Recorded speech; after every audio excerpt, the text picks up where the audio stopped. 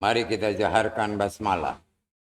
Bismillahirrahmanirrahim. Assalamualaikum warahmatullahi wabarakatuh.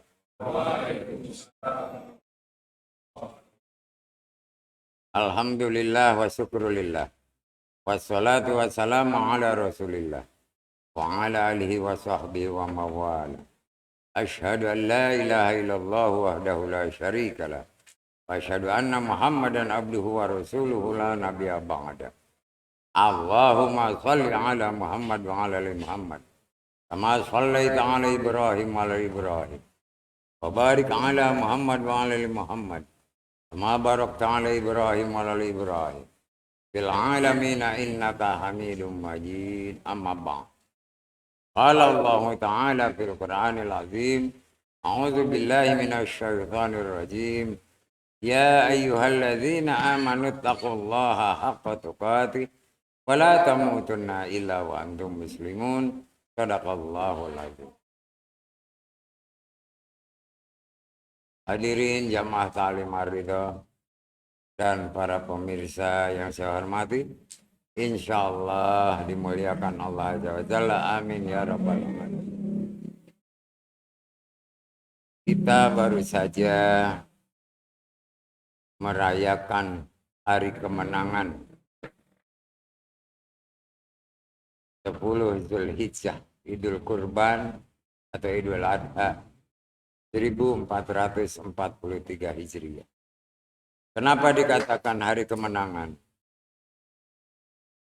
Idul Kurban adalah hari kemenangan orang atau siapapun yang merasa dirinya beriman Islam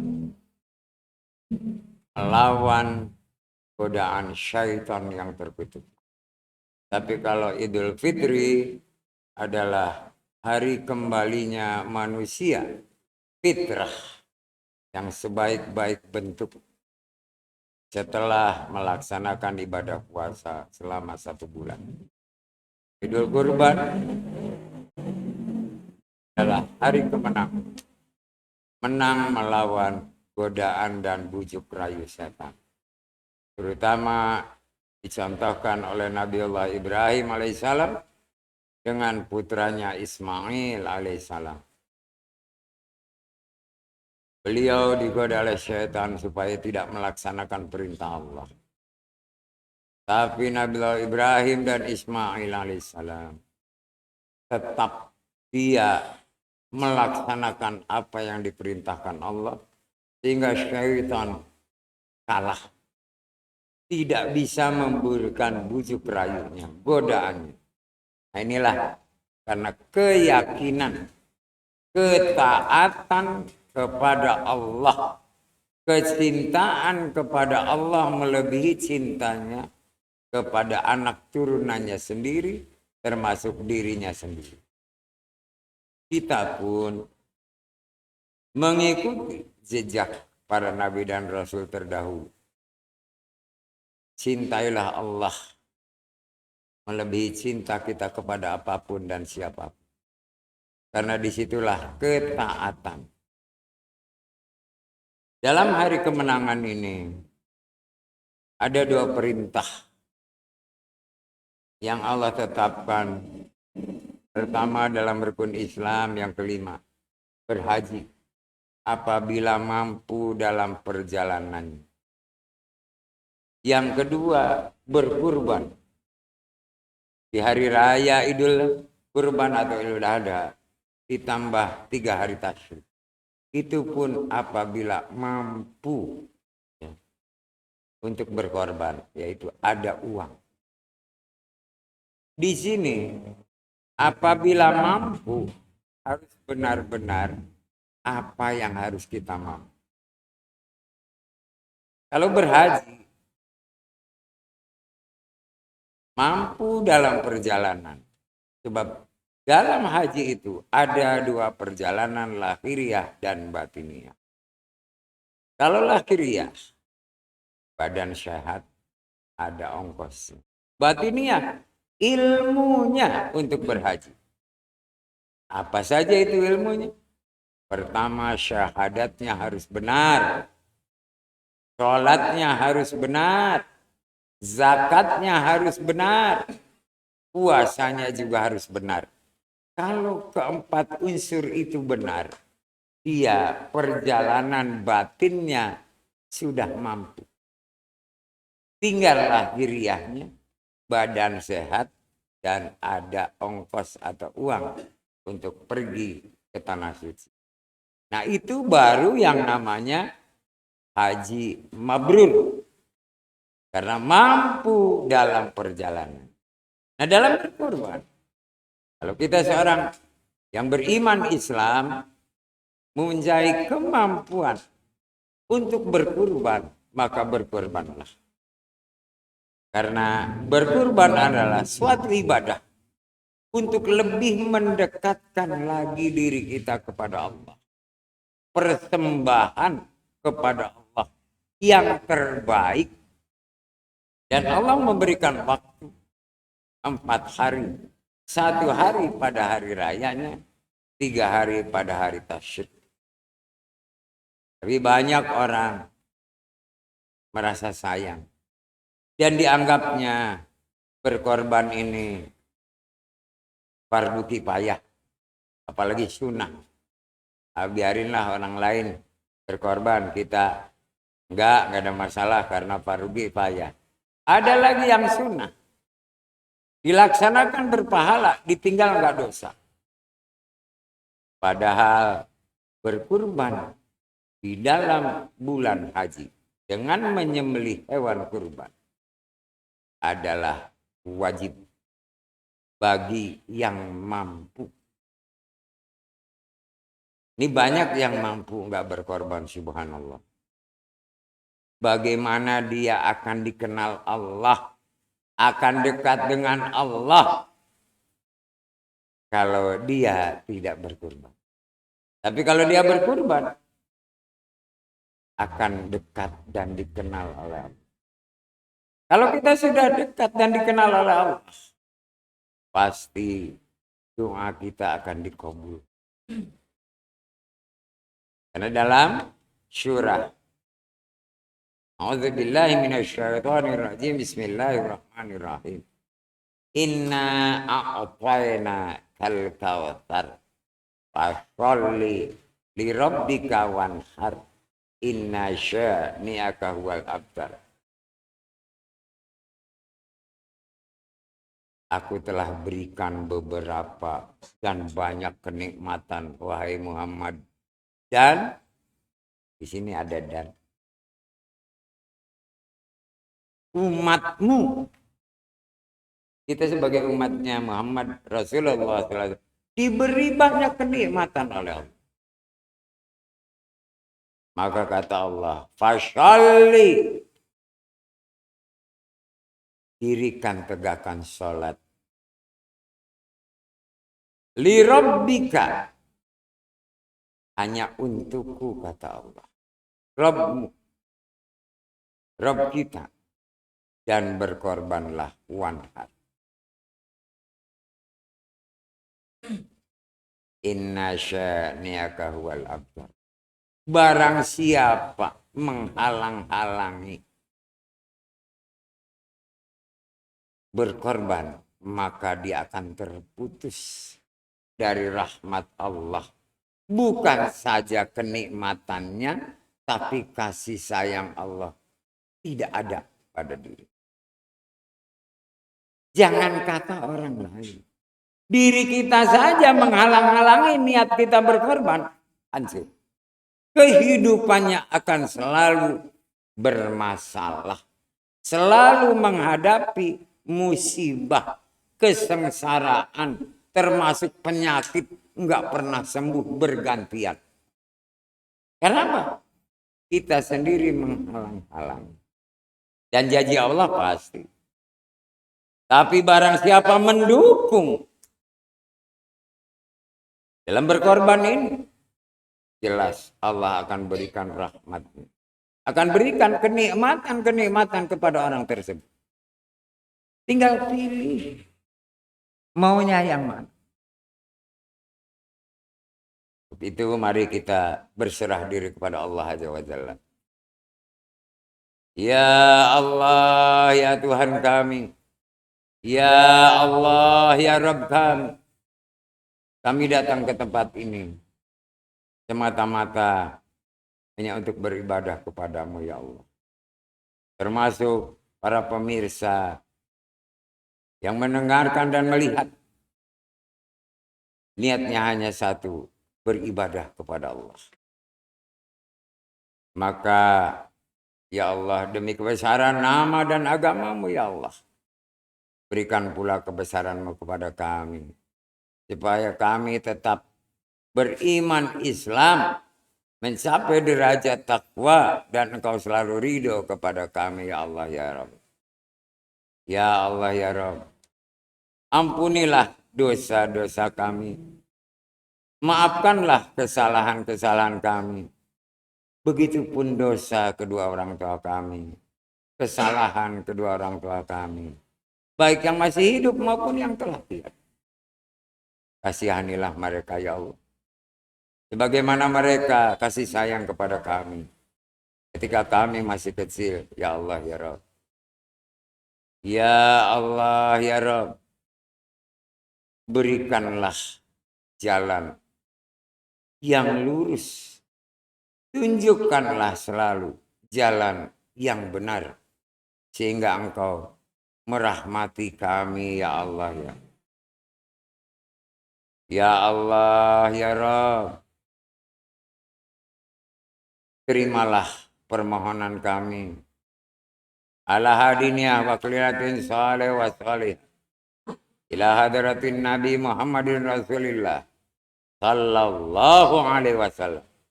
Wa jiwajihi wa dhuriyati wa ahli baiti wa karabati wa sahabati. Wa min jami' ummati Muhammadin. Minal mu'minina wal mu'minat. Wal muslimina wal muslimat. Fil ardi masyariki wal maghrib. Wabil khusus. Khususan ila arwahi waruh. Abaina wa ummahatina. Wajadina wajadatina wa kholina wa kholadatina wa silsilatina. As'aluka ya Allah bil qabul. Ala kudratihim.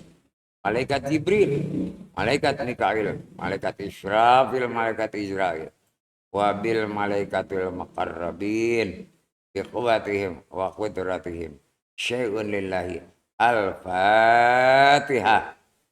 A'udzu billahi minasy syaithanir rajim. Bismillahirrahmanirrahim. Alhamdulillahi rabbil alamin. Ar-Rahmanir-Rahim. Maliki yaumiddin. Iyyaka na'budu wa iyyaka nasta'in. Ihdinas siratal mustaqim. Syiratal ladzina an'amta 'alaihim ghairil maghdubi 'alaihim waladdallin. Rabbighfirli. A'udzu billahi minasy syaithanir rajim. Lillahi ma fis samawati wa ma fil ard wa in tubdu ma fi anfusikum auto yuhasibkum billah fayaghfiru liman yasha wa yu'adzibu man yasha wallahu ala kulli syai'in qadir. Amanat rasulu bima unzila ilaihi min rabbihi wal mu'minun kullun billahi wa malaikatihi wa kutubihi wa rusulihi la nufarriqu baina ahadin min rusulihi wa qalu sami'na wa ata'na ghufranaka rabbana wa ilaikal masyir. La yukallifullahu nafsan illa wus'aha laha ma kasabat wa 'alaiha maktasabat. Rabbana la tu'akhidna inna sina au ahtana. Rabbana wala tahmil alaina isran kama hamaltahu ala alladzina min qablina. Rabbana wala tuhammilna ma la qatalana bih wa'fu anna waghfir lana warhamna anta maulana fansurna alal qaumil kafirin. Shadaqallahul azim wa shadaqa rasuluhun nabiyul habibul karim wa nahnu ala dzalika minasyahidin wasyakirin walhamdulillahi rabbil alamin. Hadirin jamaah taklim ar-ridha, para pemirsa yang insyaallah dimuliakan Allah azza wa jalla. Amin ya rabbal alamin. Saya melaporkan amanah yang telah Anda berikan kepada kami. Telah kami laksanakan sesuai dengan amanah. Supaya amal diterima oleh yang berhak. Tepat sasaran.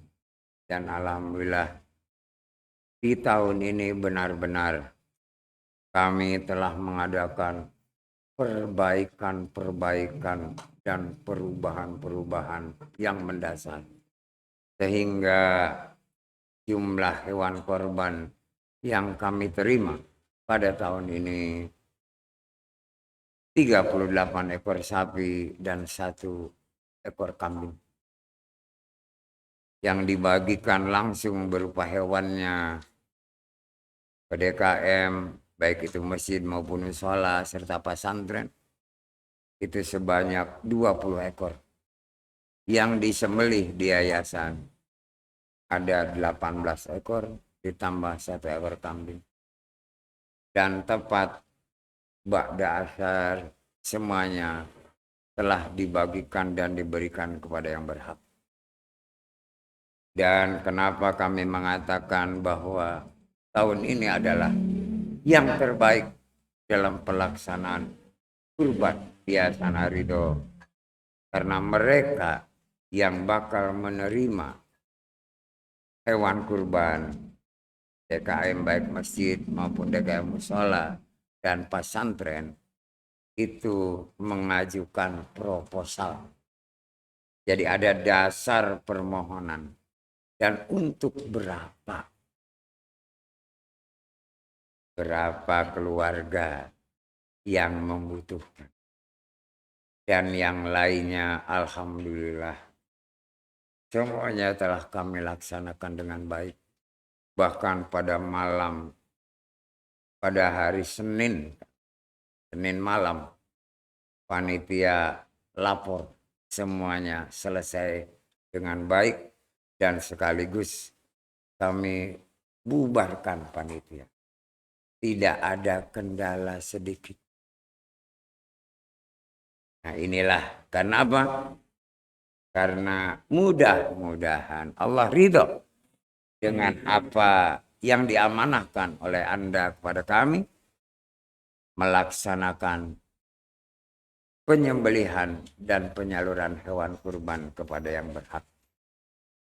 Sekali lagi saya mengucapkan banyak terima kasih pada Anda yang telah memberikan amanah kepada kami, menitipkan hewan kurbannya kepada kami. Kami laksanakan dengan sangat hati-hati. Karena kalau kami tidak amanah berarti hianat, dosa besar yang kami tanggung.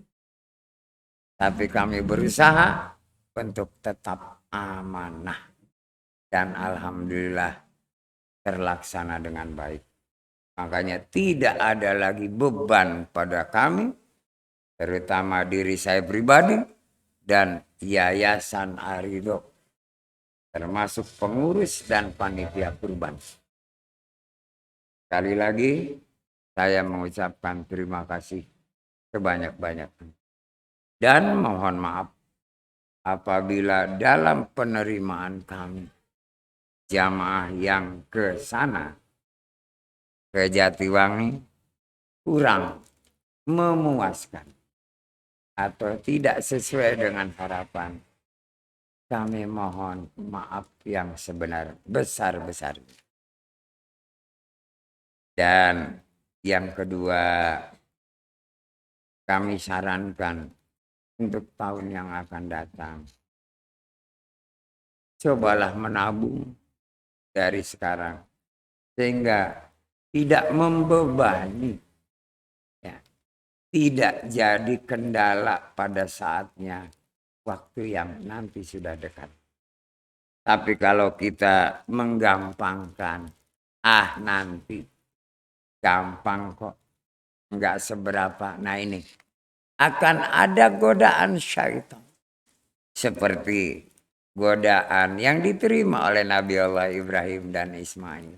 Kalau kitanya ikhlas dan sabar, bisa terlaksana. Kalau enggak, maka celakalah. Nikmat dan juga rahmat dari Allah akan terputus buat kita. Rugi seumur hidup. Jadi menabunglah. Nabungnya mau di mana boleh. Mau di Bank Amerika, di Amerika boleh. Mau di Rusia boleh. Nanti saatnya kembali diambil ya. Diboleh mau nabung di mana.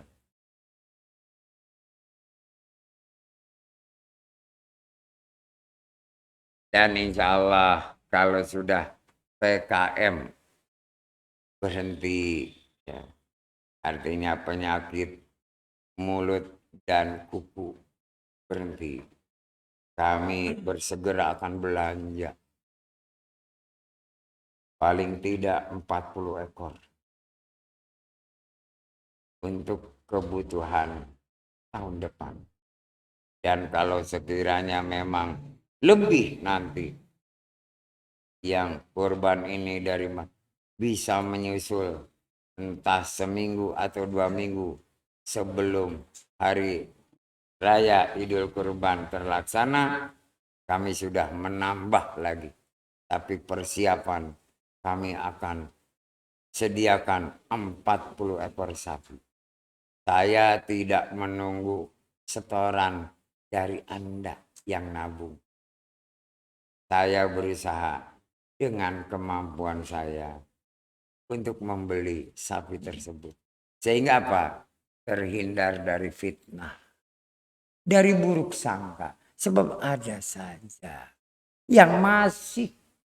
Wih, Pak Haji belanja itu katanya ya dari tabungan itu. Oh ya, ya diiyakan aja, ngapain sih harus saya bantah? Iya. Dari tabungan saya tinggal nambah, nggak ada mas. Itu ya. Tabungan misalnya 100 juta, saya nambah 400 juta, enggak apa. Ya. Bukan saya 100 juta, tabungan 400, enggak. Dibalik gitu. Bahkan saya tidak akan utik-utik. Ya. Supaya apa? Benar-benar niat saya. Ya. Jihad fisabilillah dari awal. Allah catat. Itu ya. Nah, jadi jihad fisabilillahnya dengan belanja lebih dahulu. Saya telepon kemarin ke yang di Salatiga, gimana? Waduh masih Pak. Tapi sudah tidak parah seperti sebelum Idul Kurban. Sekarang pasar hewan sudah ramai tapi tetap waspada. Saya tidak mau mengambil risiko. Sampai betul-betul sudah tidak ada wabah lagi PKM. Baru belanja. Saya bilang maksimum bulan Safar. Karena kan boleh juru hijjah. Nanti Muharram. Habis Muharram Safar. Oh ya. Jadi bulan Safar akan belanja. Bersafari bersama sapi. Siapa mau ikut boleh. Ya. Boleh kalau mau ikut. Bersafari dengan sapi.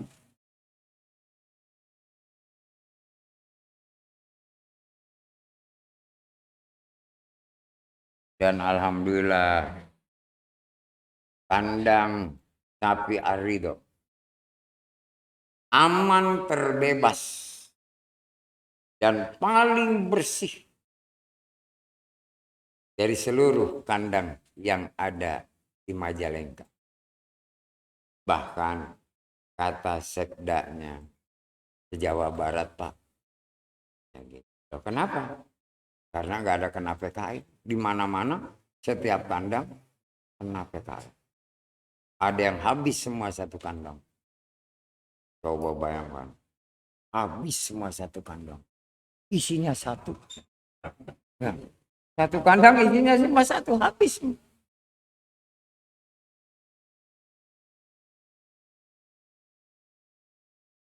Luar biasa. Dan sisa sekarang sapi yang ada di kandang. Ditambah yang ada betina dan anak-anaknya.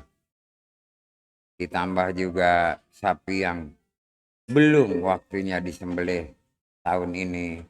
Ada sekitar tinggal 30 ekor. Akan kami tambah nanti 40 ekor. Bisa jadi 50 ekor. Jadi kami lebih baik menyediakan apabila kekurangan. Kalau lebih bisa dipelihara lagi, tahun depannya lebih gede lagi. Harga tidak berubah. Tetap 1 ekor kambing 3 juta. 1 ekor sapi 21 juta. Ya. Kami lagi berniaga dengan Allah. Siapa yang mau ikut berniaga dengan Allah, silakan. Dan pasti untung, gak bakal rugi.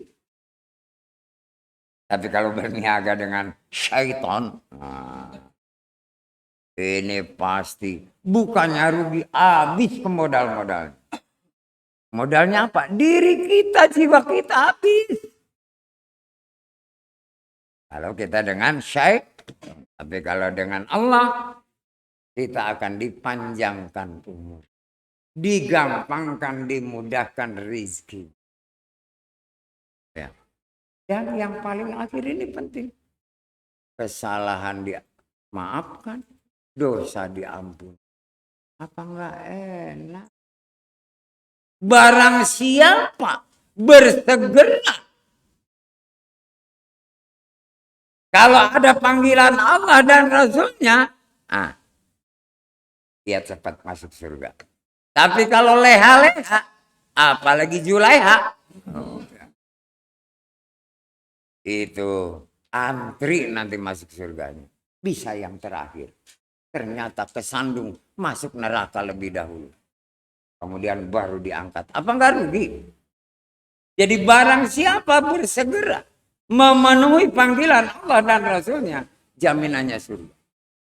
Apalagi ini termasuk bukan saja ingin mendekatkan diri dengan Allah, dikenal Allah, tapi bersegera apabila dipanggil oleh Allah. Saya hanya memberi semangat, ya. Terserah, tergantung dari kesiapan masing-masing. Tidak ada paksaan. Karena untuk Anda sendiri, untuk Anda pribadi.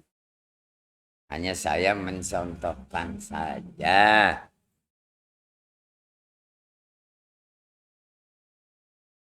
Dan malam ini akan kita bahas tentang ketaatan.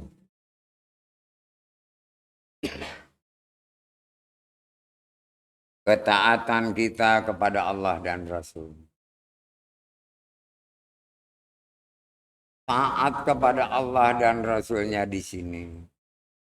Artinya bahwa keimanan dan keislaman kita diuji.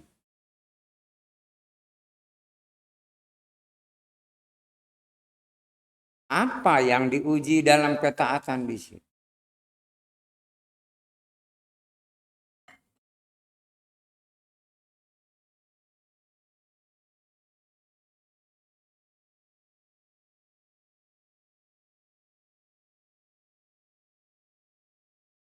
Taat dalam melaksanakan segala perintah-perintah Allah. Dan taat pula meninggalkan, menjauhi apa yang dilarang oleh Allah.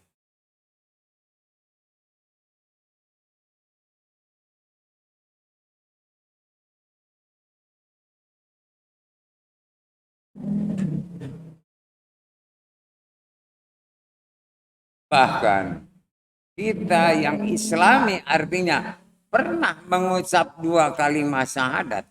Bukan saja taat kepada Allah, tapi juga taat kepada Rasul Allah. Apa ketaatan kepada Rasul? Ketaatan kepada Rasulullah adalah selalu melaksanakan apa yang dicontohkan oleh Rasulullah Shallallahu Alaihi Wasallam.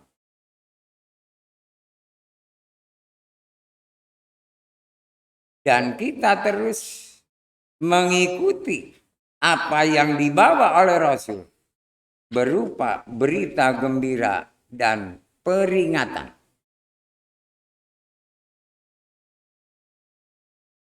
Sehingga kita termasuk umatnya. Setelah kita menjadi umat Rasul, kemudian kita taat kepada Allah. Dengan tadi yang dikatakan.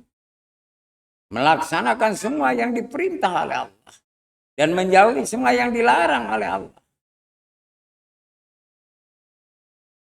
Maka kita akan jadi hamba-hamba Allah.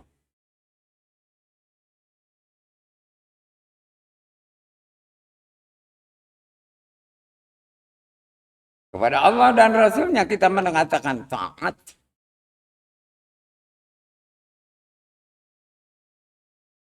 Kepada guru-guru kita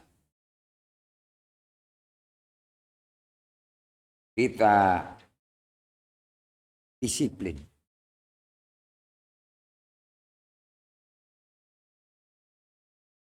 Artinya apa disiplin di sini? Mengikuti peraturan dan aturan dari guru. Patuh. Disiplin di sini adalah patuh kepada guru.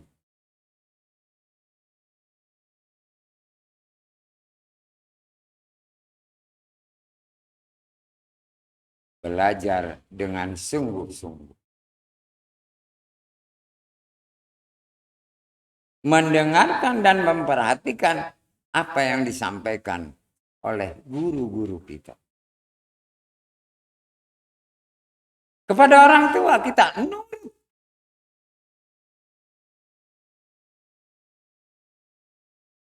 Dengan nurutnya kita, menurut kita kepada kedua orang tua kita, itu tanda-tandanya kita berbakti kepada. Tidak ada orang yang berbakti dia nggak nurut, dia membangkang.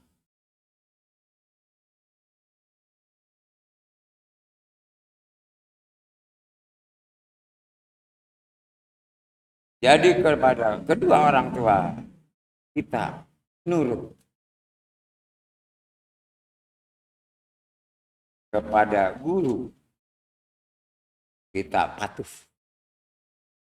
Kepada Allah dan Rasulnya. 3 serangkai ini, kalau ada ditanamkan dalam hati sanubari kita,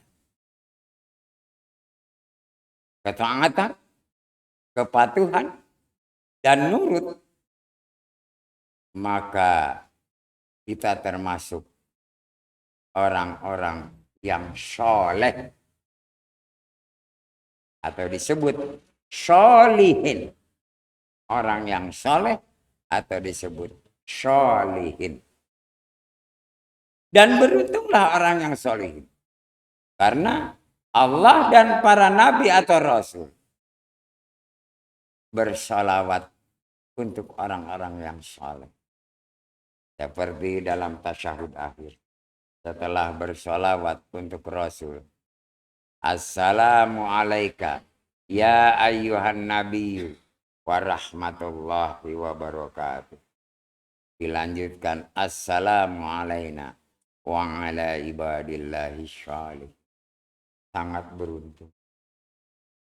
Kalau sebaliknya, rugi.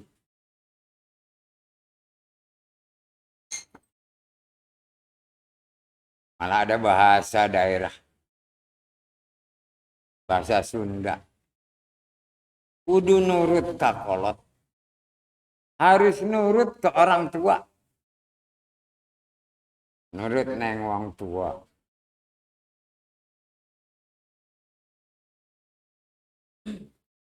Nurut ke ayah dan bunda. Sebab bunda yang mengandung. Penyebabnya dari ayah yang kesandung. Ya. Karena ayah kesandung, maka bunda mengandung. Kalau nggak kesandung nggak bakal ngandung.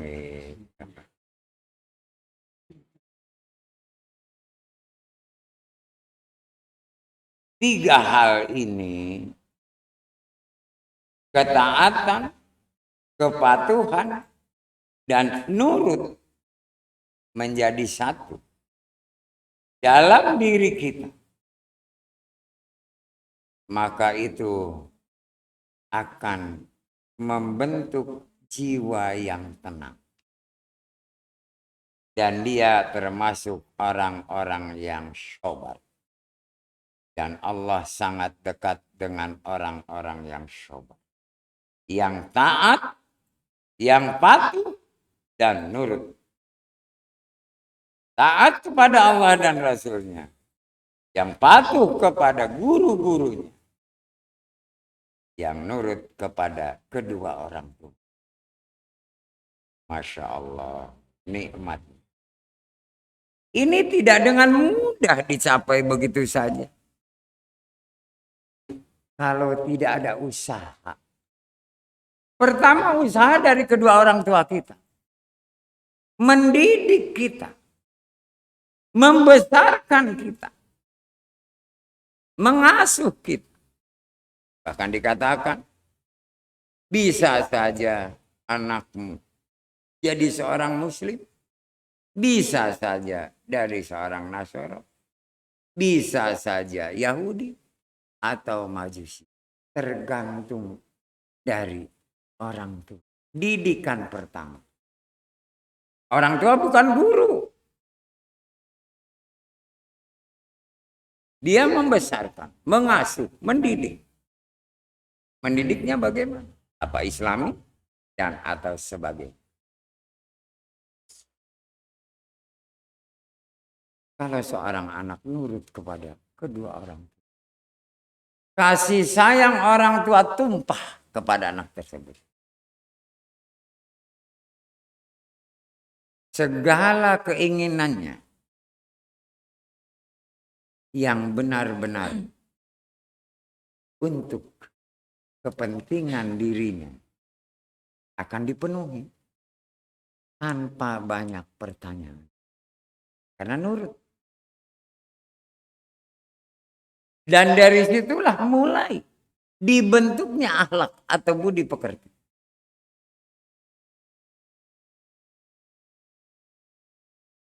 Kalau sudah mulai dibentuk budi pekerti, kemudian dia bersekolah, dimanapun sekolah, dididik oleh guru-gurunya, diberikan ilmu, terutama ilmu Al-Quran, ditambah ilmu pengetahuan umum dan sebagainya.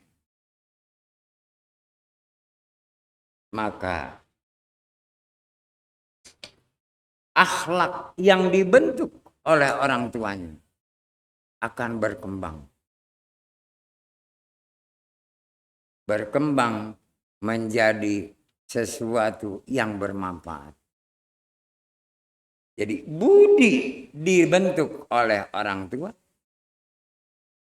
pekerti dibentuk oleh para guru. Maka akan terbentuk budi pekerti yang baik. Akhlak yang mulia. Akhlakul karim. Ditambah nanti ketaatan dalam beribadah dan beramal kepada Allah. Taat kepada Allah dan taat kepada Rasulnya. Subhanallah. Dia akan jadi seorang yang imani dan islami. Dia akan menjadi manusia yang bertakwa.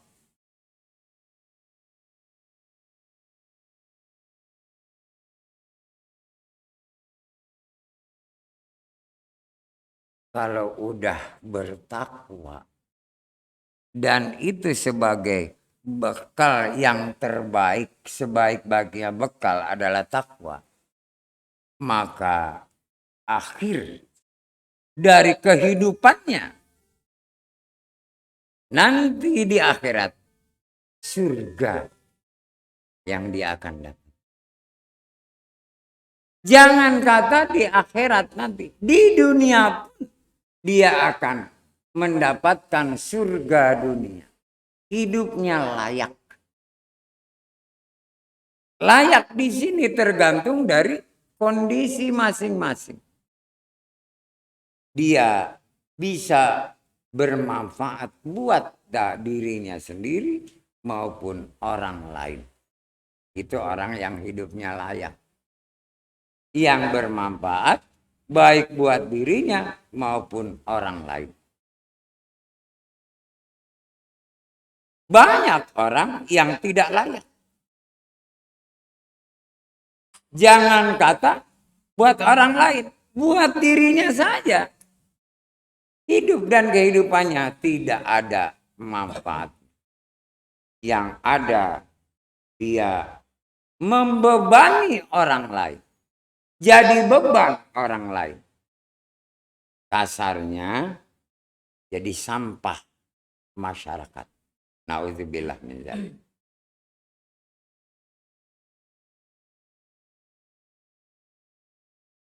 Ini penting karena apa?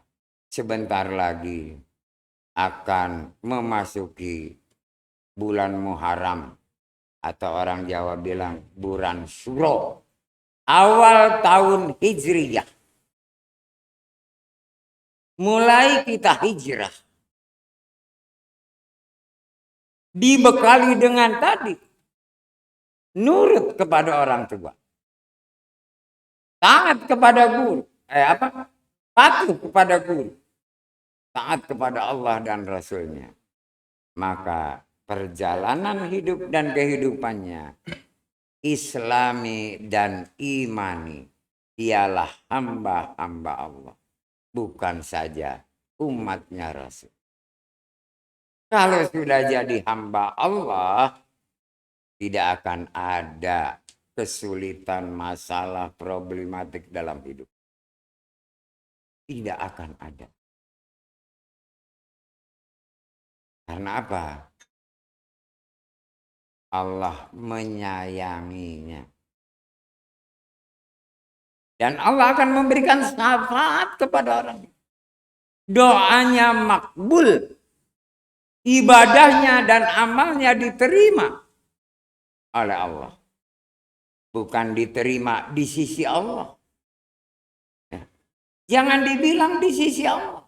Diterima oleh Allah.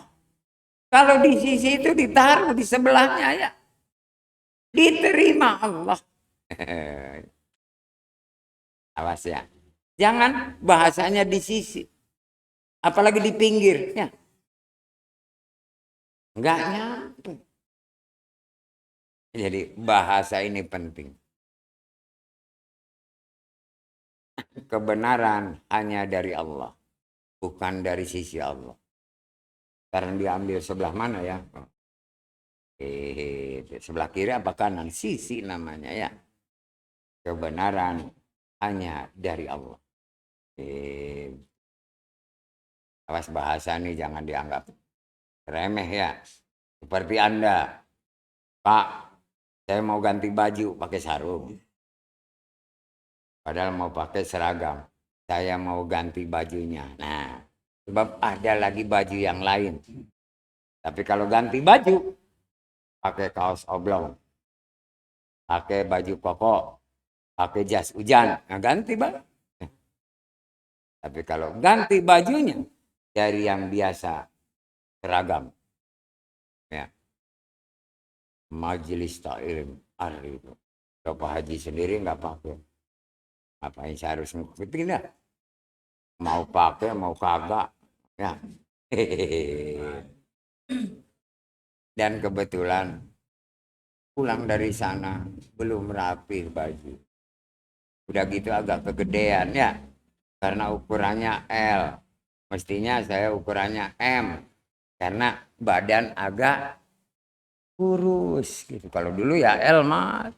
Sekarang L. Jadi kayak dapat minjem.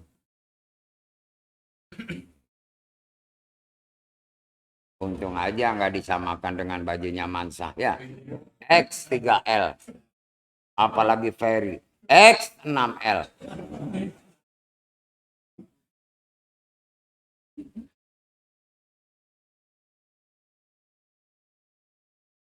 Ya nggak ada masalah ya. Nanti mau saya kecilin. Ya. Mudah-mudahan malam Jumat yang akan datang udah saya pakai pas. Kalau pundaknya lebih, enggak, apa namanya itu? Zaman sekarang udah enggak matching. Oh, ya enggak matching katanya, enggak pantas. Ya ini mirip-mirip aja. Anda putih, saya biru. Ya biru putih. Di sini penting. Kenapa malam ini tentang ketaatan? Seperti Anda telah berkorban. Itu Anda taat kepada Allah dan Rasul. Subhanallah. Dan siapa yang taat kepada Allah dan Rasulnya? Selain pertama dapat pahala. Coba kedua apa? Karena ada 3. Pertama, Anda akan mendapatkan pahala. Kedua,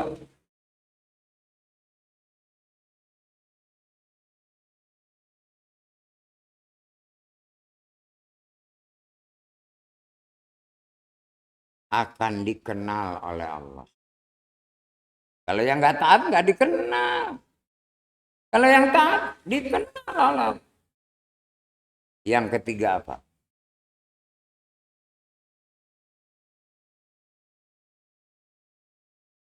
akan didengar dan insya Allah dikabulkan permintaan dan permohonan.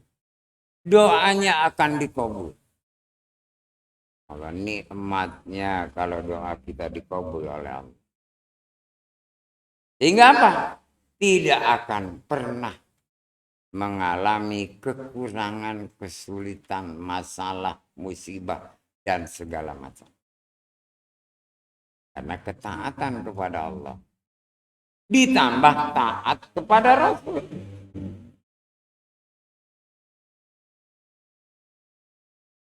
Kalau taat kepada Rasul, kita pertama akan dipanjangkan umur. Kedua, dimudahkan rezeki. Seperti kita sekarang berkumpul. Balang siapa mengikat tali silaturahmi dalam satu majelis, apalagi ini Al-Quran, maka ada 3 keuntungan kata Rasul. Dipanjangkan umur, dimudahkan rezeki. Yang ketiga apa? Banyak saudara. Ya. Mempunyai banyak saudara. Sebab saudaramu bukan yang seibu sebapa.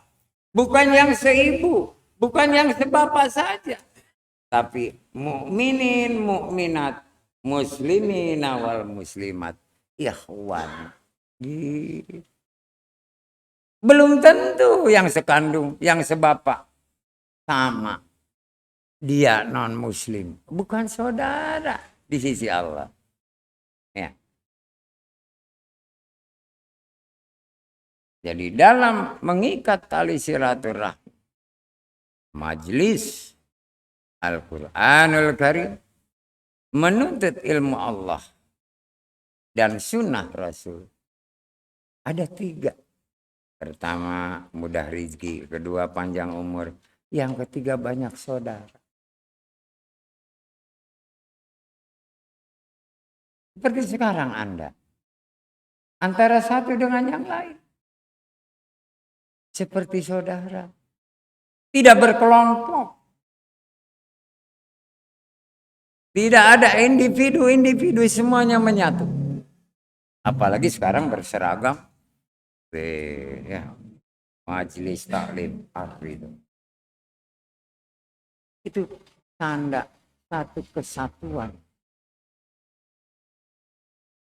satu persaudaraan yang saling mengingatkan apabila ada alpa atau lupa. Ketaatan kepada Allah dan Rasulnya ini tidak dengan begitu saja didapat. Kalau tidak ada bimbingan pertama dari kedua orang tua. Kedua, pengajaran daripada guru-guru. Sebab kita belajar apapun harus ada guru.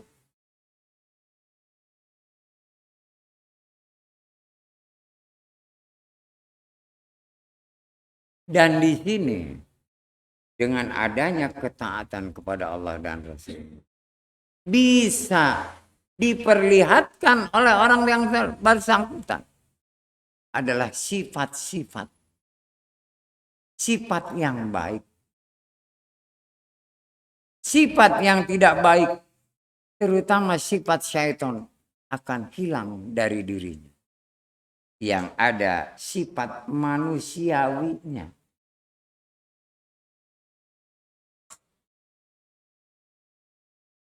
Sebab Allah telah menciptakan kita dengan sebaik-baik bentuk.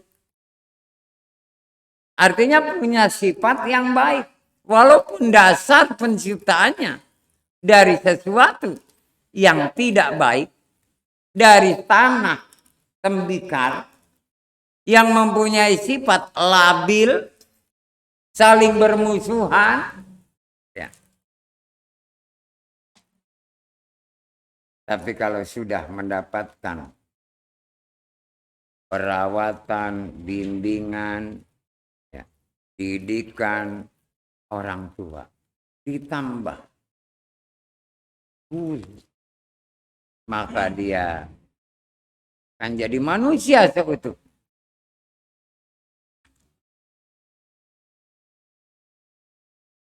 Memang dari sebutan tanah saja ada tanah liat, tanah abang, tanah tinggi, tanah rendah, ya, tanah bukit, tanah lembah. Ini yang bahaya, tanah warisan. Ini diperebutkan. Sehingga apa? Terjadi perselisihan. Karena beda pendapat dan keinginan. Tapi kalau udah jadi manusia seutuhnya, dia akan jaga warisan dari kedua orang tua. Dia akan manfaatkan untuk kemaslahatan.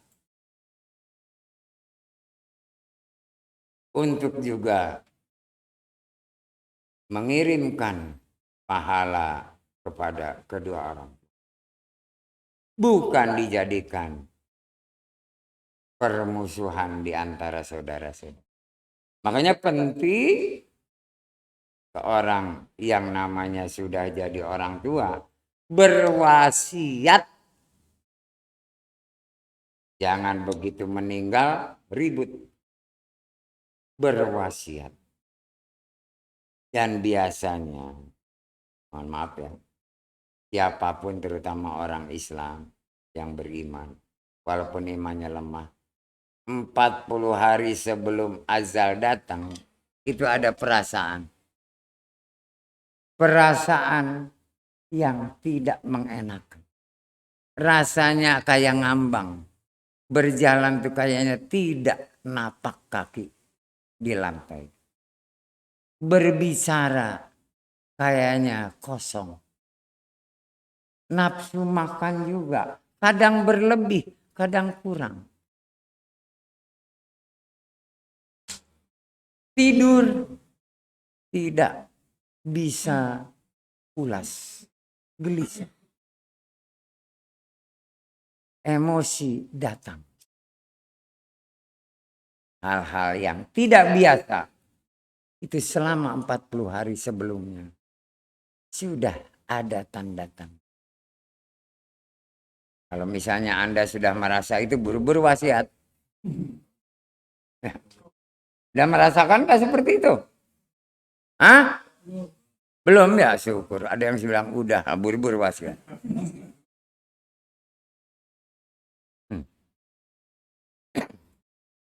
Dan wasiat yang paling utama ke anak keturunan kita. Jangan tinggal sholat. Termasuk ibadah yang lain. Yang kedua, jujur. Itu penting.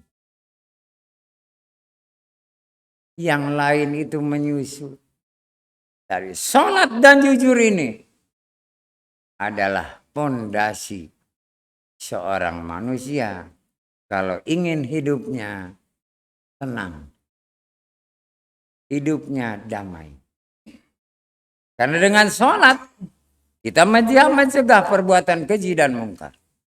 Dengan jujur kita akan menjadi orang-orang yang dimuliakan Allah. Karena apa? Sudah sadar hatinya, sudah sadar akalnya, sudah sadar jiwanya. Begitu. Siapa dulu yang mau bertanya?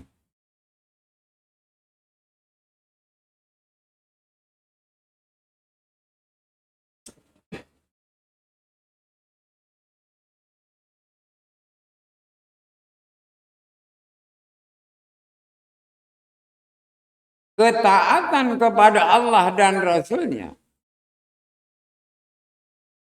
Ini adalah benteng.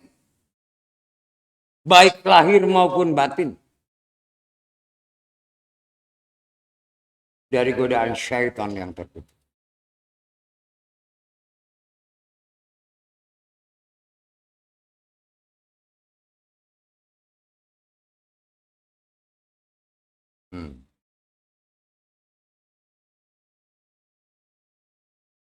Ya.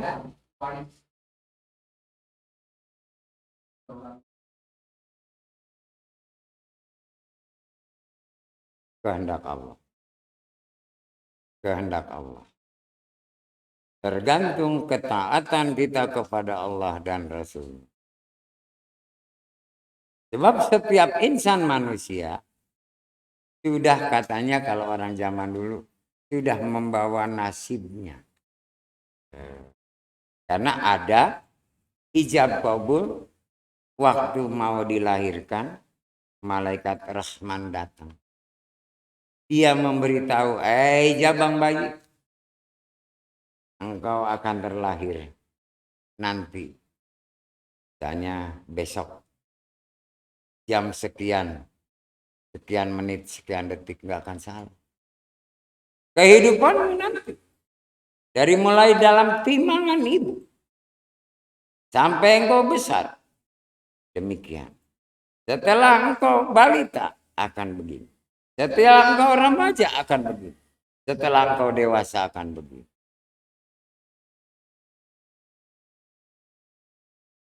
Umurmu misalnya tidak sampai sekian. Itu diberitahu semuanya. Cuma namanya jabang bayi yang nggak akan ingat. Cuma Allah sendiri berfirman.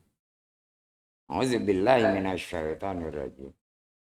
Bismillahirrahmanirrahim. Innallaha la yughayyiru ma biqaumin hatta yughayyiru ma bi anfusihim.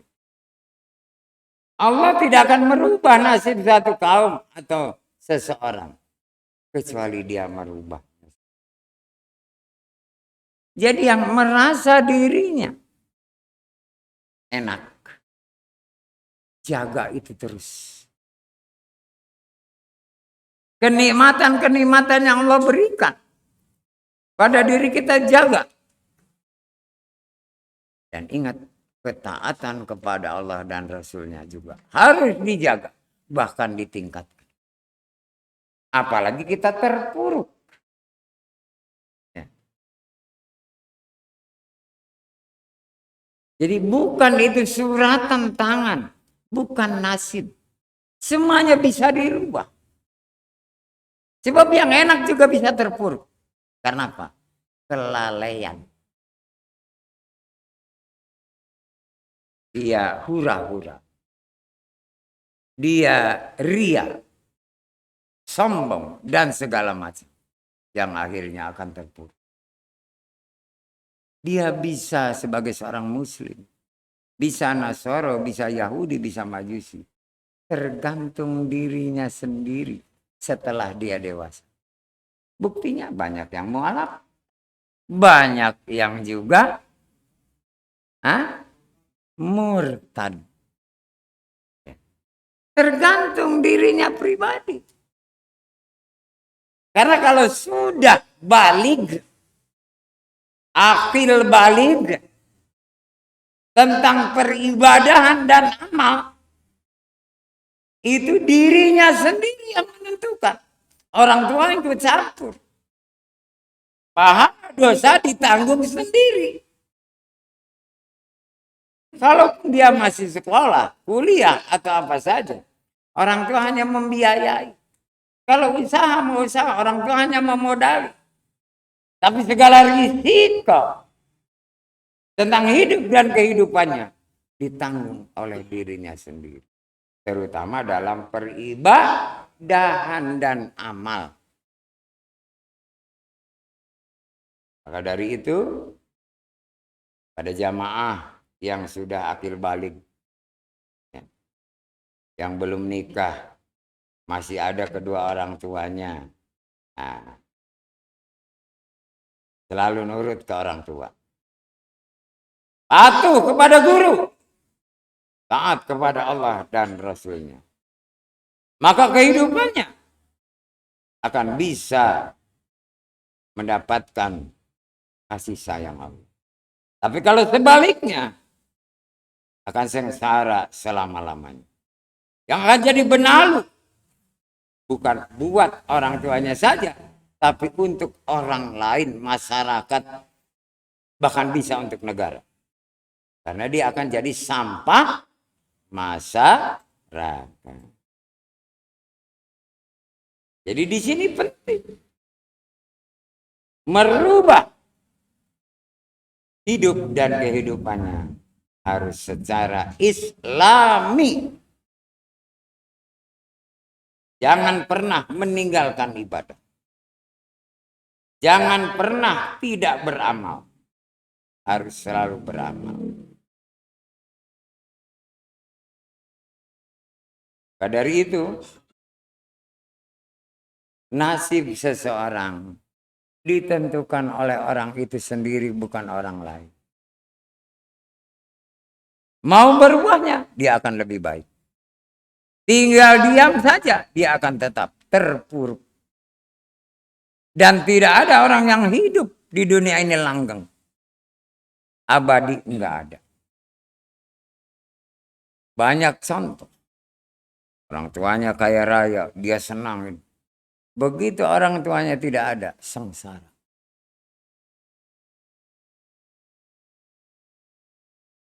Dan ada yang masih ada orang tuanya, dia menghadapi kesengsaraan. Pas-pasan. Dan alhamdulillah dia berjuang terus.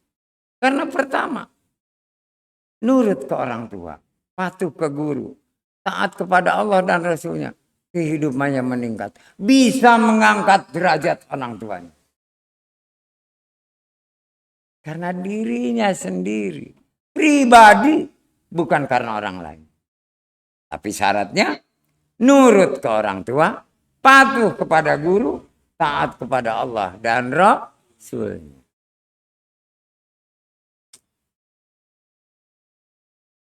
Siapa mau bertanya?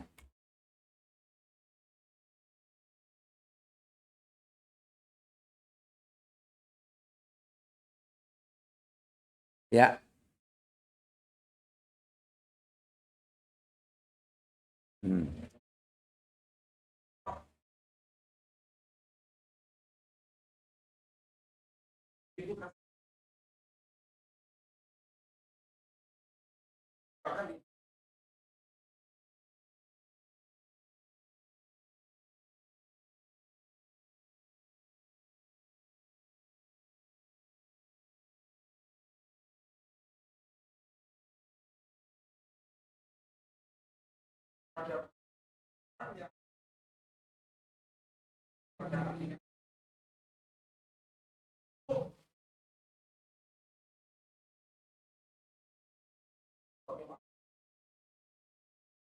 Dia tetap akan putus dari rahmat Allah.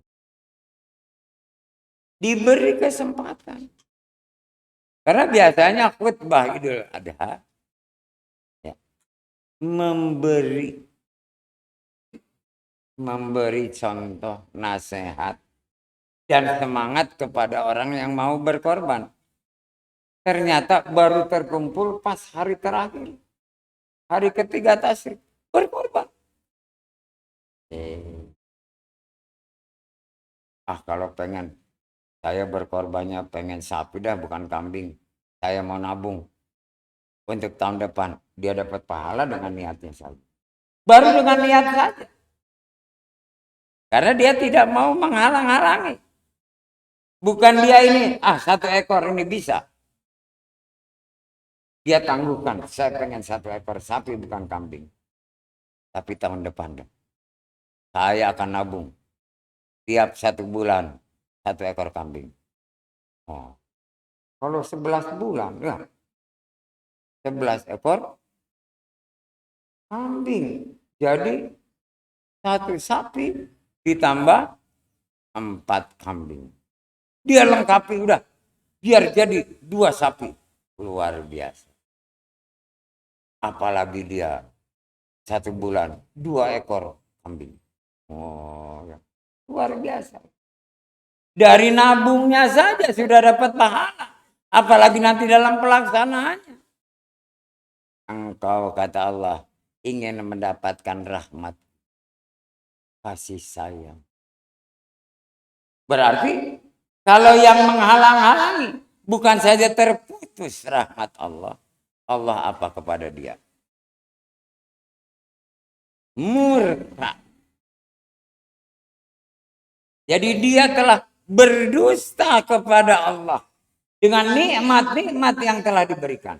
Fabi ayyi ala rabbikuma tukadziban. Wallahu alam bisawab. Ya, saya hanya sebagai orang tua ngasih nasihat ya. Kadang-kadang ada lupanya dan salah. Ya mohon maaf ya. Cuman begitu katanya. Saya nanya dulu ya ke kiri, ke kanan, ke depan, ke belakang. Cuman ke atas nggak ada. Apalagi ke bawah. Udah jangan. Yang udah terkubur jangan ditanya. Bahaya. Kalau dia jawab silakan.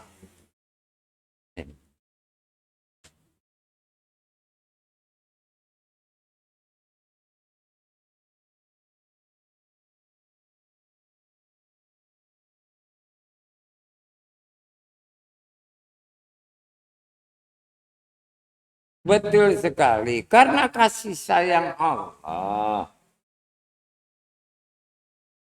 Dua kejadian kasih sayang Allah itu. Pertama di bulan Ramadan. Satu bulan.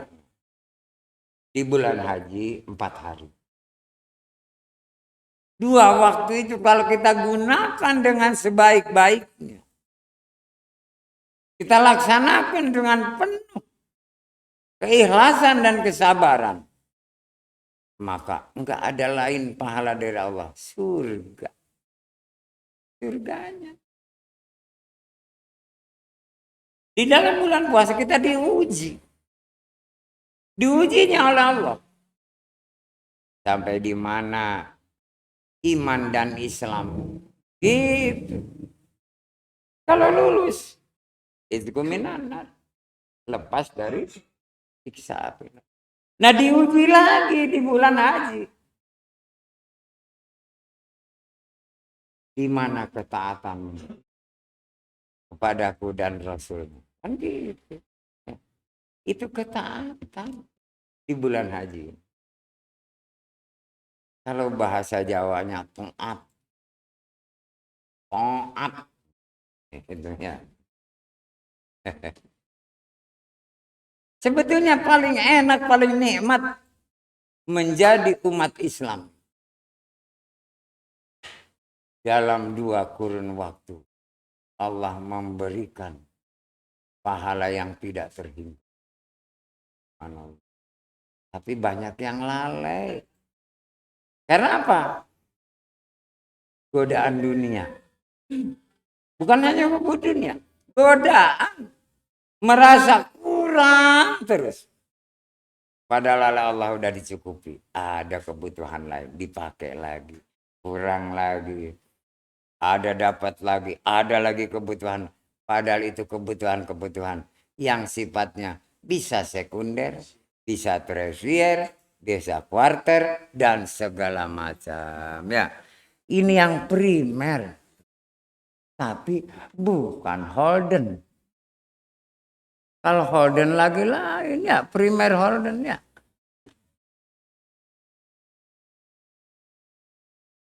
Dahulukan ketaatanmu kepada Allah dan Rasul. Allah tidak akan pernah meninggalkan kamu. Dan Allah akan selalu dekat denganmu. Karena apa? Diuji kesabarannya bulan haji itu. Kalau bulan puasa keikhlasannya.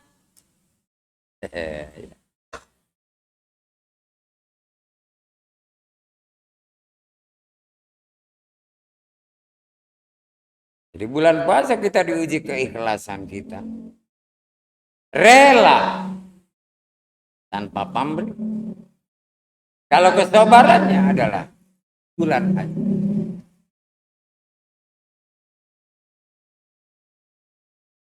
Kalau dua-duanya menyatu, ikhlas dan sabar. Subhanallah. Wanginya surga tercium.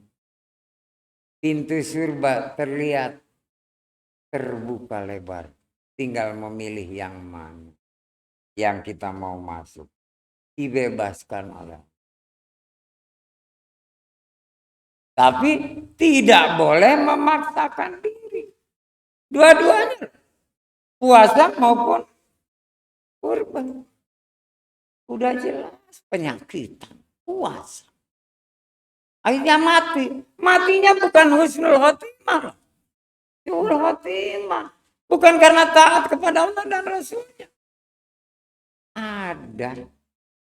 Kalau dia sehat sembuh, dibayar. Puasanya di bulan lain. Kalau enggak, dia bayar fidyah. Diberi kemudahan oleh Allah. Tapi banyak yang memaksakan diri. Wallahu alam bisawab, ada orang meninggal bulan puasa dalam keadaan puasa padahal dia itu penyakitan. Itu hak Allah mau dia husnul khotimah atau suul khotimah. Tapi tetap kita harus berbaik sangka. Husnul khotimah begitu. Tapi awas. Jangan sampai kita menyepelekan. Kalau bahasa Inggrisnya jangan nyepeleake. Ya.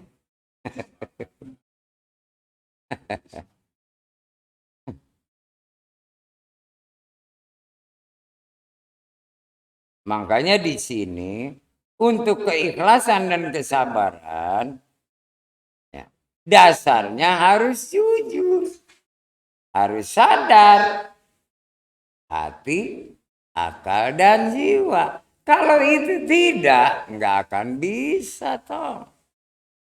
Tetap ada pamrih. Sebab juga ada yang puasa. Wah, saya pengen diampuni. Tidak pamrih. Nah, puasanya bukan ikhlas. Tapi karena pengen diampuni. Dosanya. Diampuni oleh Allah dosanya. Saat itu. Dan yang ke belakang, yang akan datang kan nggak tahu ya. Hidupnya sengsara. Karena kesengsaraannya. Dia berulah membuat tipu daya. Bohong. Dosa lagi kan. Karena apa? Dia tidak ikhlas. Kalau orang ikhlas, rela hati, apapun nanti yang Allah berikan, terima. Cuman mudah-mudahan Allah akan mengampuni dosa. Akan memberikan karunia berkah rahmat dan diselamatkan dari siksa api neraka. Berdoa. Semoga orang yang ikhlas. Ini mumpung bulan puasa masih lama ya. Jadi dari sekarang. Ketaatan kepada Allah dan Rasulnya didasari dengan ikhlas. Taat kita harus ikhlas. Karena apa? Allah memerintahkan sesuatu. Kalau kita tidak ikhlas. Karena pamrih. Tertolak. Walaupun pamrihnya hanya kepada Allah. Berarti dia menentukan segala sesuatu adalah kewajiban. Bukan kebutuhan. Tapi kalau itu suatu kebutuhan, maka dia akan ikhlas. Seperti sholat. Dia kebutuhan. Bukan kewajiban. Sebab kalau kewajiban, udah sholat ya udah. Tapi kalau kebutuhan, dijaga sholat. Dijaga sembahyang. Dijaga apa yang dia katakan di dalam sholat. Apa yang dia kerjakan di dalam sholat. Ikhlas. Kalau itu merupakan kebutuhan akan dijaga benar-benar. Dan bisa dia tingkatkan. Dari baik, tumanina, benar, dan begitupun dalam ibadah yang lain. Semuanya ibadah itu merupakan kebutuhan. Bukan kewajiban.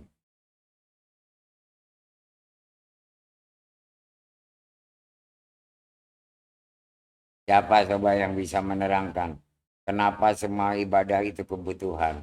Sebab Allah menciptakan jin dan manusia semata-mata hanya untuk ibadah. Kenapa ibadah itu kebutuhan, bukan kewajiban?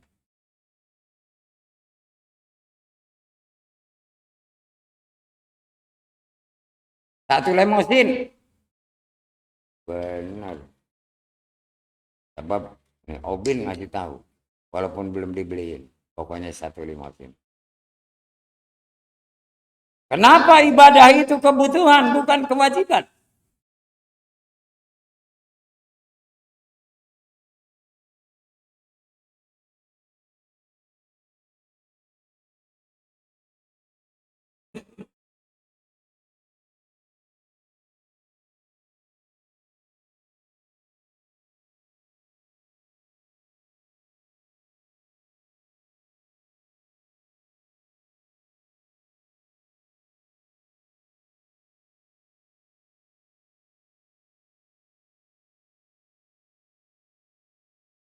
Terus, hampir.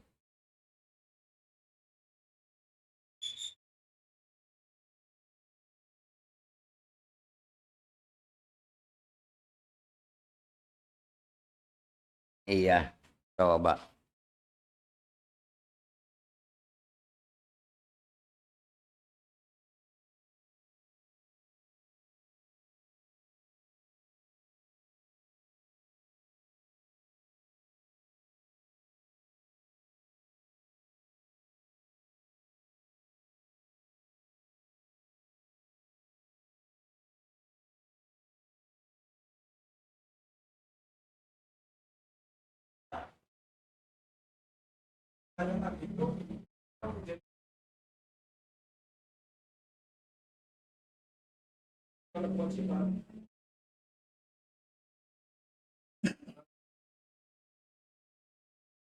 Hampir.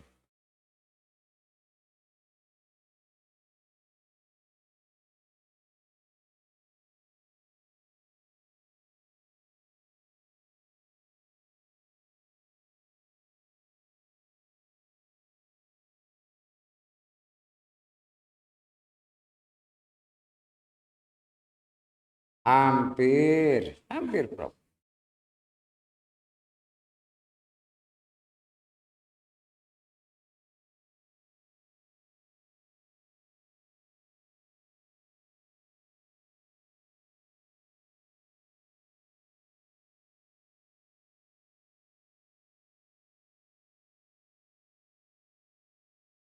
Hampir.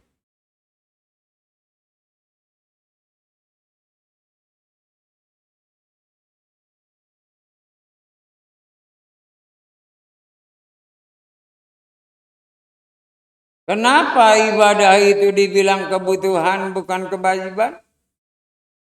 Karena dengan ibadah, jiwa kita akan tenang. Ya. Jadi butuh ketenangan jiwa. Ya. Pada hampir semua lewat Helmosin. Tinggal kanti kambing ya. Bebas. Sebab dengan ibadah, apapun itu bentuk ibadah, perintah ibadahnya adalah untuk ketenangan jiwa. Kita butuh ketenangan jiwa. Gitu.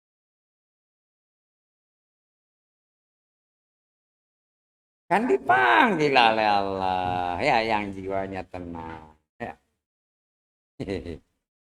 Jadi yang jiwanya tenang, oh benar engkau telah beribadah. Eh.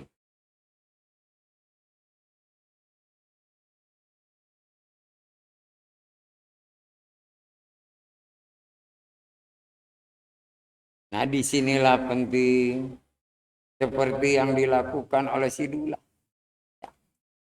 Yang lagi dia di seberang laut. Di tempat Kiai Ma'ruf.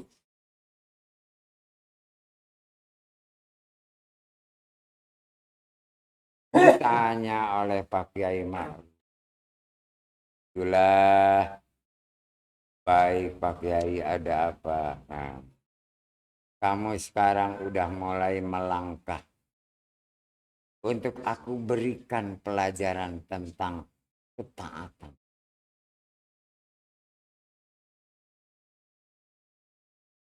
Taat kepada Allah dan Rasul. Kamu kepadaku patuh.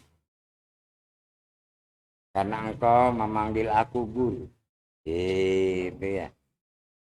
Ke orang tuamu walaupun kau sudah yatim piatu. Engkau nurut.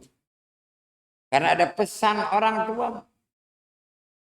yang disampaikan kepada kiai yang merawat dari kecil. Apa pesannya? Tolong Pak Kiai, anakku si Dula ini didik menjadi orang yang berguna. Berguna loh pesannya. Bukan jadi seorang yang beriman Islam, yang berguna. Ini PR buat Pak Kiai yang merawat. Berguna buat dirinya maupun orang lain.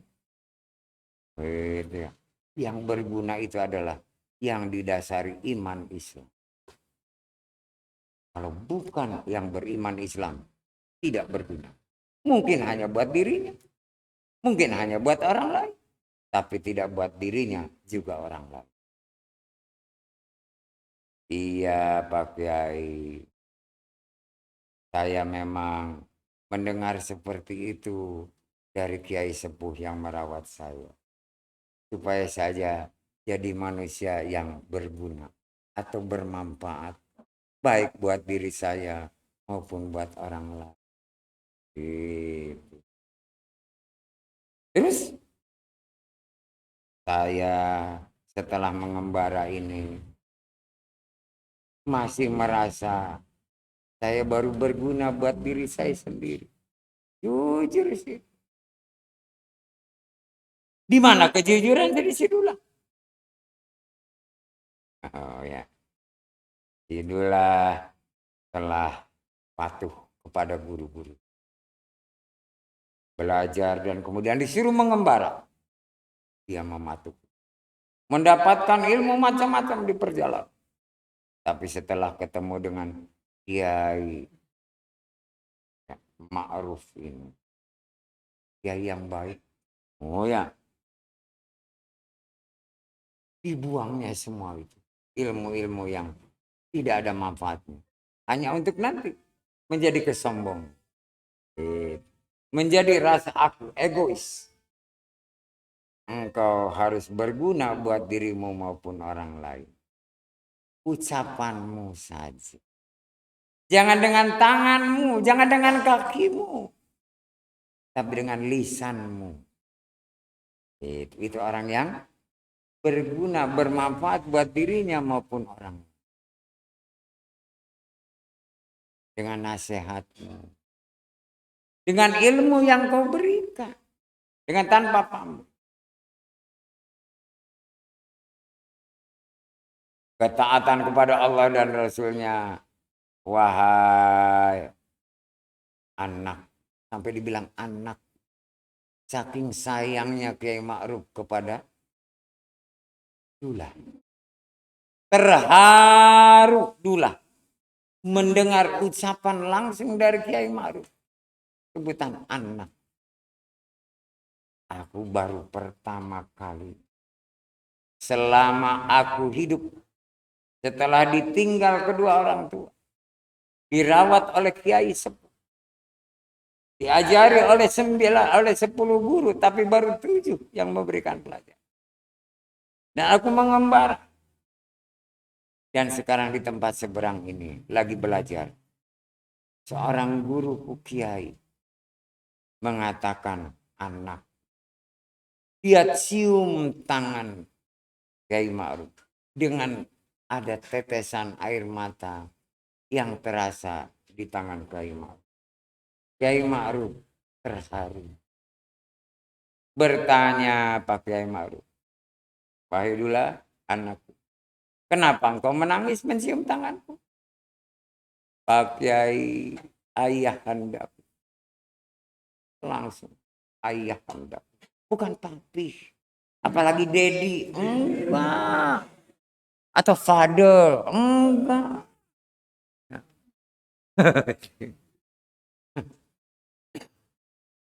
Dalam hidup baru sekarang aku dipanggil anak oleh seseorang yang luar biasa ilmu, yang mahfuz, yang memberikan pelajaran kepada. Dan aku belum boleh pergi sebelum hatam belajar di sini. Oh, itu dulu. Ma'ruf orangnya tenang. Enggak terpengaruh oleh kesedihan dan kebahagiaan si Dulang. Orang udah Ma'ruf. Oh. Dan dia selalu nahi munkar. Oh.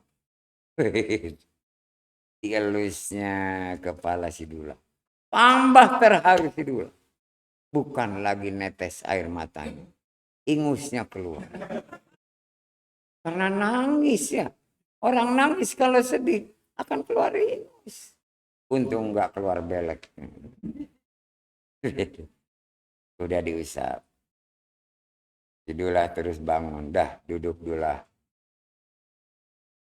Di sini dulah aku ingin memberikan ilmu kepadamu. Seperti yang dipesankan oleh guru-gurumu. Sampai di mana pengamalanmu. Nanti dalam pengembaraan. Nah.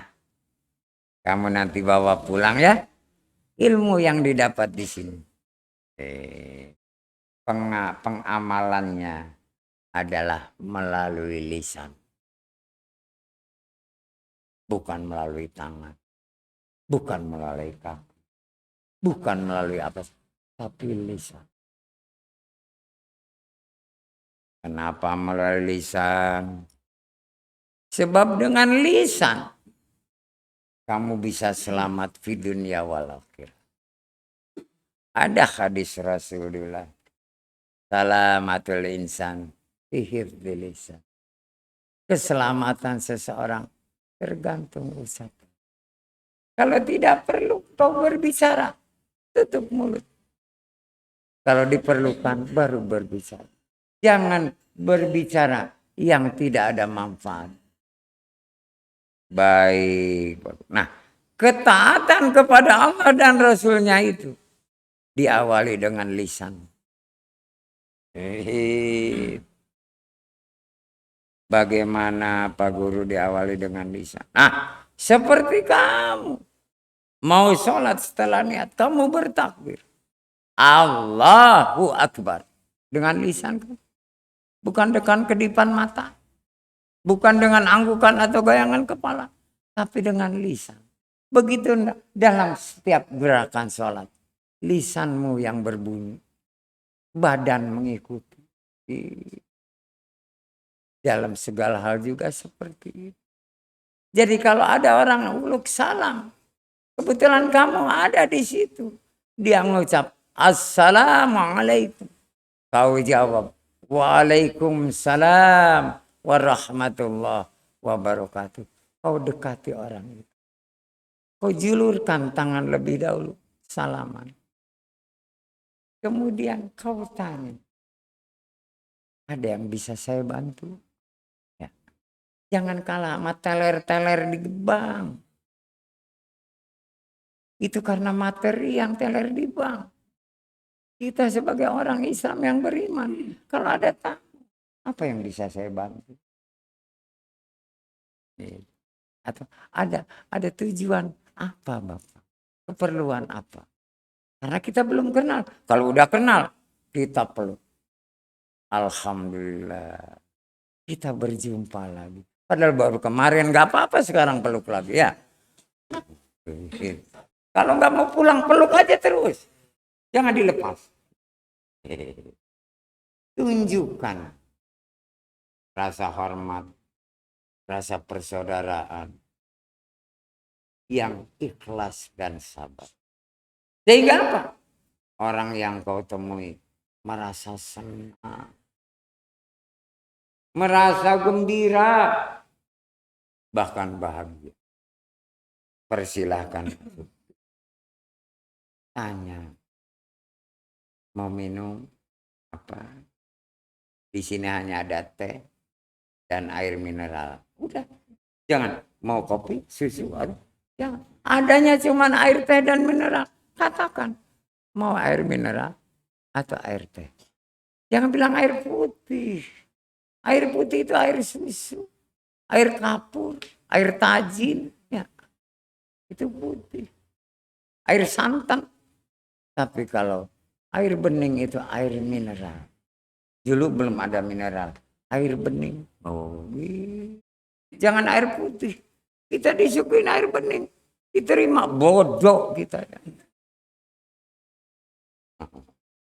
Udah yang nawarinya bodoh, yang nerima juga bodoh.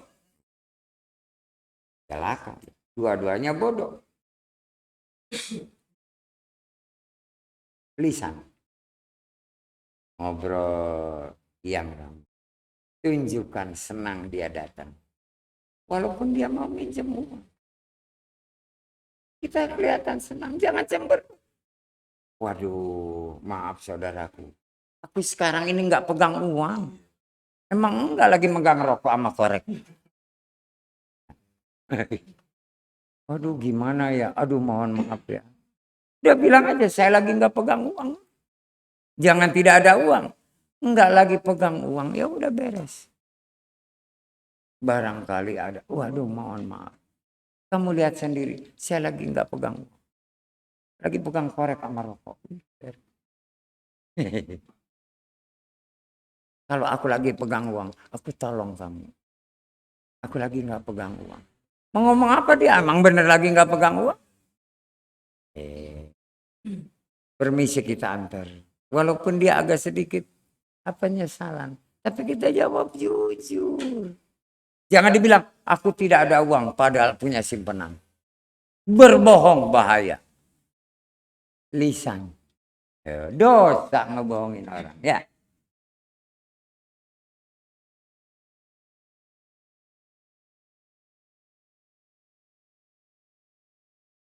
Yang kedua, jangan kau dengan lisan menyakiti hati orang lain. Tapi bikin senang orang lain. Tapi ada sebabnya.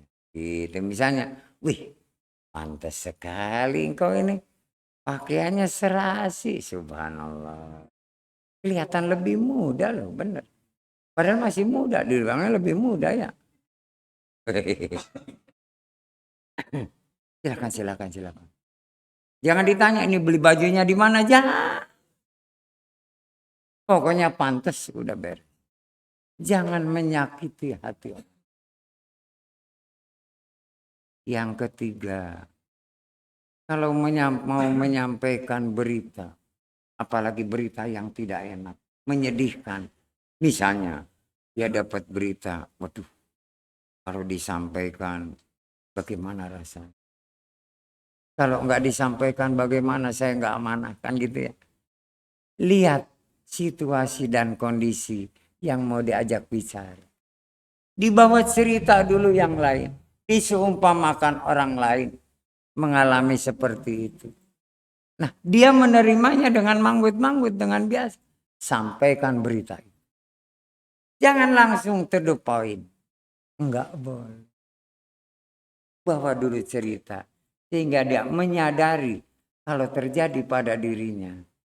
Tidak terlalu tersinggung atau tertekan jiwa. Berikanlah yang terbaik. Oh baik Pak Kiai. Dan kalau berita gembira jangan kau tambah-tambahin. Itu apa ada. Itu yang namanya menjaga lisan. Dan yang terakhir, membaca Al-Quran harus benar tajwidnya. Itu terakhir. Bukan yang paling awal.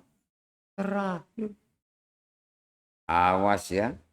Kalau kau baca Al-Quran atau menjaharkan ayat Al-Quran, harus yang benar tajwid. Jangan asal bunyi. Baik, Pak. Nah, sekarang aku akan ajarkan satu ketaatan kepada Allah. Apa yang ditaati Allah? Pada Allah kau, wahai Dula. Apa yang kau taati? Barangkali jamaah ada yang tahu. Apa yang kau taati? Kepada Allah.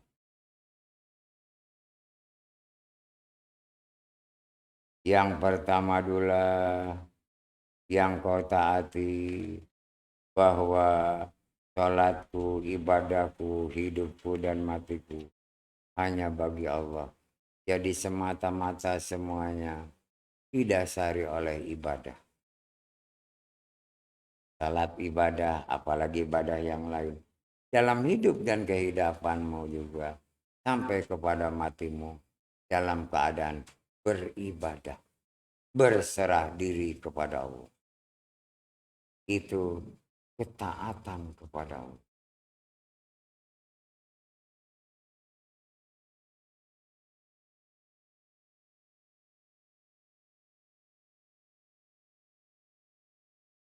Yang kedua apa Dula? Bukti kita taat kepada Allah.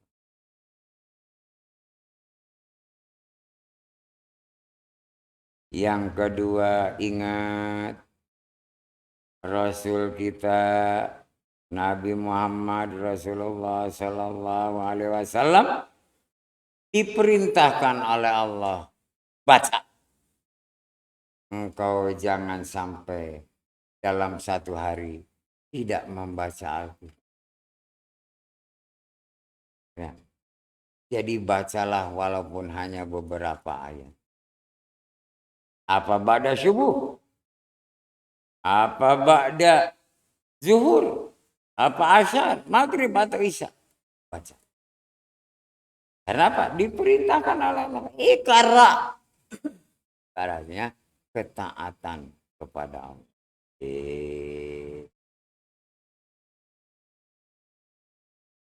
Saya hanya ngingetin jamaah dan para pemirsa udah tahu sebetulnya. Karena ini adalah ulangan. Diulang kembali. Nggak tahu berapa bulan yang lalu atau tahun. Pernah soalnya. Yang ketiga apa?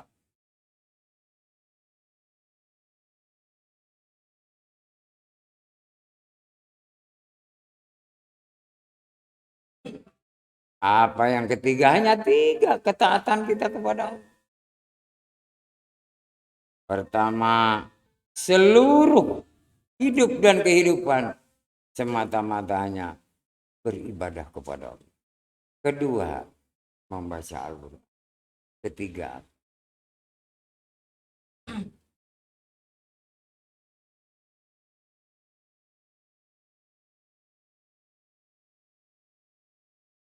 Ketiga, amar ma'ruf nahi munkar. Hanya tiga. Kok dulu kamu kayaknya ngantuk? Bukan ngantuk Pak Kiai. Udah agak lapar. Oh pantesan. Kok nunduk aja. Nahan lapar Pak Kiai. Bagus kamu jujur. Kalau gitu ya udah kamu makan aja dulu ya. Demikian yang bisa saya sampaikan pada malam hari ini. Mudah-mudahan bermanfaat. Wabil khusus buat diri saya dan keluarga. Umumnya buat Anda beserta keluarga. Yang benar tetap dari Allah. Yang salah dari diri saya pribadi. Saya mohon ampunan kepada Allah Azza wa Jalla. Dan mohon maaf kepada yang hadir maupun para pemirsa. Semoga kita bisa meningkatkan ibadah-ibadah kita dan amal kita. Supaya mencapai derajat takwa. Dan Allah selalu ridha kepada kita. Wabillahi taufiq wal hidayah. Wassalamualaikum warahmatullahi wabarakatuh.